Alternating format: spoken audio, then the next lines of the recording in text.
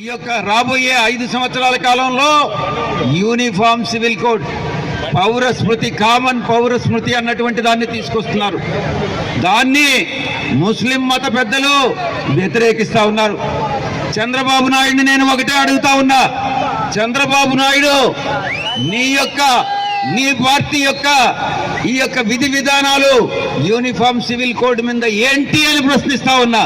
దానికి జవాబు చెప్పడు. వేమిరెడ్డి ప్రభాకర్ రెడ్డి జవాబు చెప్పడు. మీ యొక్క కాకర్ల ఏదెవరైతే పోటీ చేస్తున్నాడో అతను జవాబు చెప్పడు.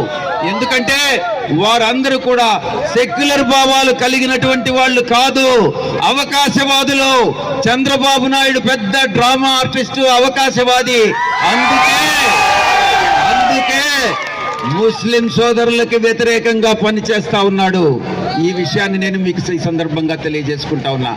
వైఎస్ఆర్ కాంగ్రెస్ పార్టీ మా యొక్క విధి విధానాలు చాలా స్పష్టంగా చెప్పారు మన పార్టీ అధ్యక్షులు. ఏదైనా కూడా ఏ కులానికైనా ఏ మతానికైనా ఏకాభిప్రాయం తీసుకురావాలి. యూనిఫామ్ సివిల్ కోడ్ అయినా కూడా మత పెద్దలను సంప్రదించి మత పెద్దలు ఒప్పుకుంటే మేము సపోర్ట్ చేస్తాం, లేకుంటే మేము వ్యతిరేకిస్తామన్నటువంటి విషయాన్ని మన ముఖ్యమంత్రి గారు చాలా స్పష్టంగా చెప్పారు.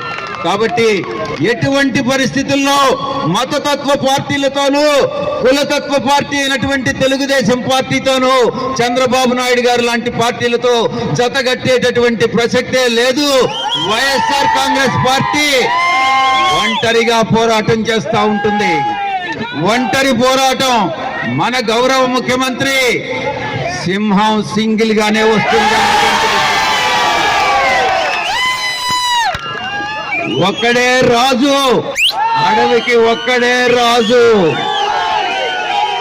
కాబట్టి అందరూ కూడా ప్రతి సామాజిక వర్గం, ప్రతి కులం, ప్రతి సామాజిక వర్గం, ప్రతి మతం, కులాలకి మతాలకి అతీతంగా మన పార్టీని బలపరిచి లోక్సభ అభ్యర్థిగా నన్ను, మన ఉదయగిరి శాసనసభ అభ్యర్థిగా మేకపాటి రాజగోపాలన్నని గెలిపించాల్సిందిగా మీ అందరికీ విజ్ఞప్తి చేసుకుంటూ ఎల్లవేళలా